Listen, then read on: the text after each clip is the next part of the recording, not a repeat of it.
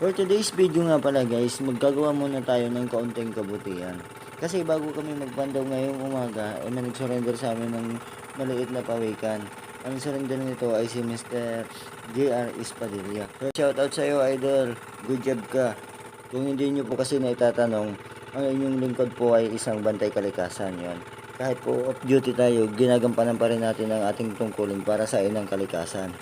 Actually, may nakahuli na nitong pawikan. Pinakawalan din nila pero nilagyan nila ng pangalan yung pawikan. May nakalagay sa likod ng pawikan ay nakasulat Prince. So, shoutout sa iyo Prince, good job. Maganda yung ginawa mo, pinakawalan mo yung ating pawikan. Naalala ko pa dati nung hindi pa tayo bantay kalikasan, pag nakakahuli tayo ng ganitong mga pawikan, isinusurrender natin to sa munisipyo, sa bayan ng Ragay. At yung bayan ng Ragay naman ay nagbibigay ng konting incentive para sa ating mga mamamayan na nagpapakawala ng pawikan para naman meron tayong konting yung kasiyahan. Sana maibalik yung ganung batas para naman maiwasan natin yung pagkatay o pagbubuno ba ng pawikan. So ngayon guys, papunta na tayo sa kalawakan ng dagat ng Ragay o yung tawag na Ragay Gulf. Doon natin siya pakakawalan. Ang isla pala na dinadaanan natin ito guys ay tinatawag na Sabuon Island o mas kilala sa Ogtok Beach. Dito lang po yan matatagpuan sa bayan ng Ragay.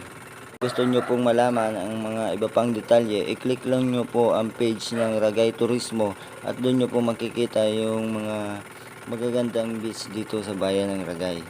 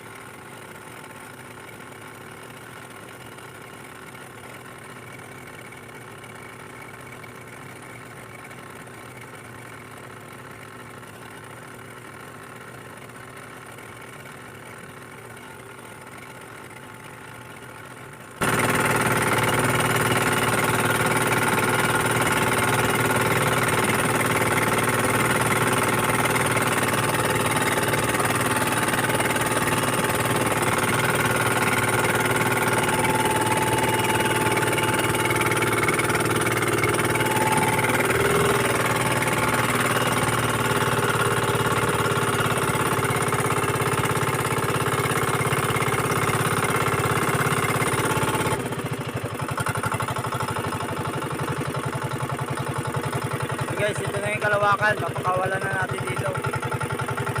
Ayan. Ayan.